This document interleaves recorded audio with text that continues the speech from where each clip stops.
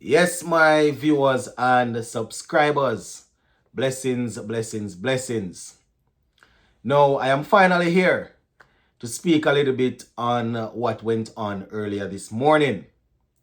I had to try and recoup some of the sleep that I lost. Believe it or not, last night leading into early this morning, I stayed up and watched a good portion of the game. Don't know why I did it, but I stayed up and, I watched a good bit of it. Had to get some rest this morning before I come and put this one together. Now, as was expected, the game didn't go past day three. As a matter of fact, we didn't even get to the end of day three. I actually fell asleep at one point, and when I woke up, I was all right. Let me see if I can continue watching a bit of it. I saw advertisement going on for about 15-20 minutes straight, and then you say, then I said, boy, I look like it done. When I took up my phone and look on Google, I realized the game over. So as was expected, we lost the game in 3 days. Now, Captain Ruston Chase, he spoke after the game, and according to Ruston Chase, the team is struggling, definitely struggling. And they don't really want to blame all the facilities and finances.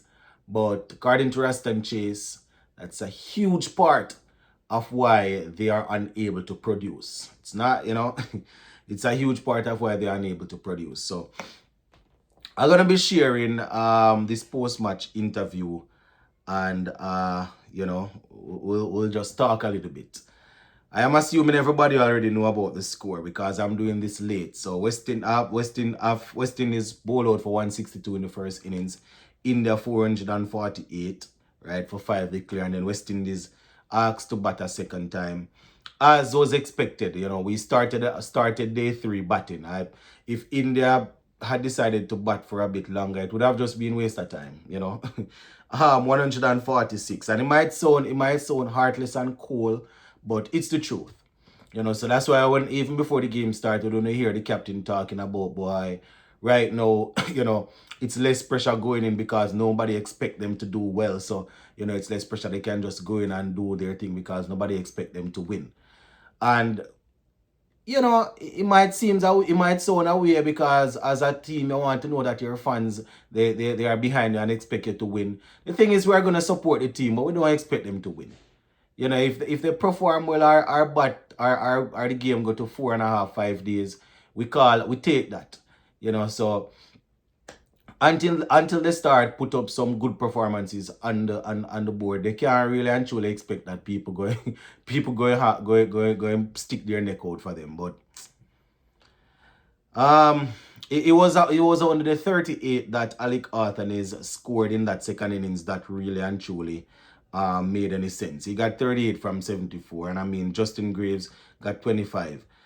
Similar to the first innings, he got some runs, got in the 30s. Now, let's just take a look at Captain Ruston Chase. So this is Ruston Chase now, and I quote, obviously, when you win the toss and bat and get bowled out for 162, it's going to be tough, right, to come back from that. And it's not the kind of performance we were looking forward to. We have to bat better. We have to bat better. All right, that's what he's saying. We have to bat better, especially in India. You have to put up a big first innings total and on the board, right? When the ball, you have to put up a big first innings total on the board with the ball spinning and pitch deteriorating as the game goes on. That is something that us on here know. We are not professional cricketers. We on here know that, right? So obviously they will know that. But the only problem is they don't have the capability of doing it. And it sounds that way, my people. But people are really watching the cricket, and they are not just tuning in when we are winning, would understand that you're going up against India and India. We are just looking to see if they can go 4.5 days or close to 5. But in all honesty, we don't expect him to do anything. So he went on to say, no problem with the decision. People starting to question whether they should have batted first or not. So he said, no problem with the decision. Everybody wanted to bat first. there was some moisture, but we had to play past that, right? So he's saying that once the idea was to get past the moisture, and then they would have been good. And I don't know how they can trust themselves to do that. I don't know, I tell you. So that is Rastan Chase. They're talking about, what happened in terms of the batting, saying that we definitely need to do better. And it goes without saying, we need to do better, but can we do better? I doubt it. I doubt it. You know, he also spoke about the usual struggles, the usual thing about the Caribbean, right? So but what we have to remember is that even teams that are not heavily into the thing, like into cricket like us, or they are young to it, or they are just developing, they are beating us. So I don't know. I don't know if it's on the infrastructure and all of that. And it's probably not gonna get any better, because based on what we hear CWI said the other day in their meeting, a lot of the games will be played at one venue in, whether it is regional 4-day championship or Super 50. Usually it's good to have players traveling so they can bat or bowl in different conditions. According to them, they are trying to save. They don't have money to pay 200,000 each time to hop on a flight from here to there to play games. So they are going to be playing games in certain locations that is heavily or usually or generally supported by the local government, right? Or by the government. So he went on to say there is obviously a struggle in the Caribbean for finances. So whatever help we can get, right? If they are planning to get the help, he said, I hope that we do it so that we could strengthen the infrastructure of the cricket. I think the system in the Caribbean are the systems in the Caribbean are a bit poor in terms of training facilities and stuff. But I'm not using that as an excuse or something to hide behind the poor performances that we have been putting up lately. End quote for now. That's Rastan Chase, right?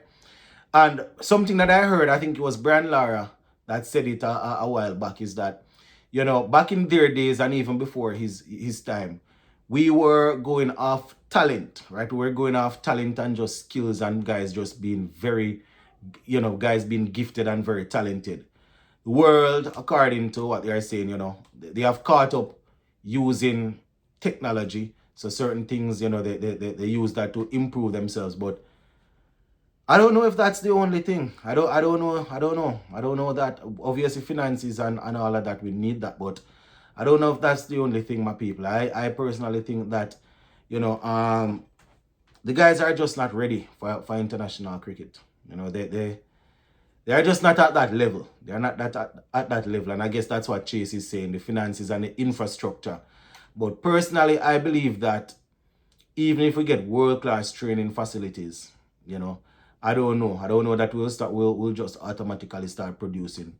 Because the mindset is much different now. The mindset is much different. The hunger and the drive to work and train is probably not as much, because they can be rewarded playing the shorter format. So the hunger and the drive is probably not there as much as it was before, right? So he went on to say the pitches in the Caribbean are not really batsman friendly. So guys don't really bat for long periods and score those big big scores, right? He said those are just some of the problems that we are faced with in the Caribbean, end quote. And we all know the problem about the pitches, right? But why is it that people can come to the Caribbean and notch up centuries and big half centuries still, right? People, they according to them, they get trained on good pitches, but when they go to the Caribbean, you still find where visitors can notch up centuries and still can hold us. Obviously, I'm not saying that the infrastructure and all of this don't need to be fixed and or don't need to be improved. But personally, I don't know that's the main problem.